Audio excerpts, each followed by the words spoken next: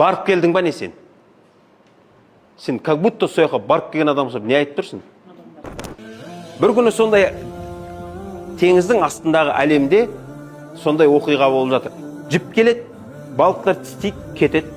Жіп келеді, балық тістейді, кетеді. Кәрі шортан бәрін көріп жатыр да. Кейін айтады, ана жіп келеді ғой, мына жақтан майда балықтар келе жатқан кезде айтады, ей, тоқтаңдар дейді. Бұл жіп анау басқа әлемге алып кетіп жатыр дейді. Және осы жіпке тістегендер дейді да, қайтып келмей жатыр дейді.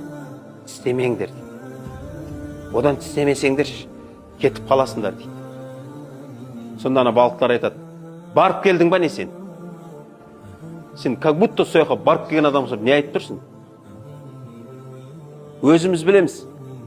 Олардың просто бастар істемеген да, мен бүйтіп аккуратно анау шылаушының жанынан тартып алам деп ше, кете береді дейді да. Бұл кәрі шортан кейбір имамдардың сиқы дейді да. Ей адамдар, ертең кетесің ана жаққа. Қайтпайсың. Біреулер барғаннан кейін көреміз деп жатыр, айналайын бұл саған Қарабұлақ емес. Барғаннан кейін ұнамай қалса индрайвер шақырып қайта алмайсың ол жақтан. Азығыңды сайлап ал. Мынау жатқан Алматыға барам десең, қазір дайындалып шығасың. Сен жердің астына кетіп бара жатсың ғой. Ешкім сені қазып алмайды ол жақтан. Қазып алса да, жәнің мен тәнің екі жақта. Ешкім оны жинап бере алмайды саған.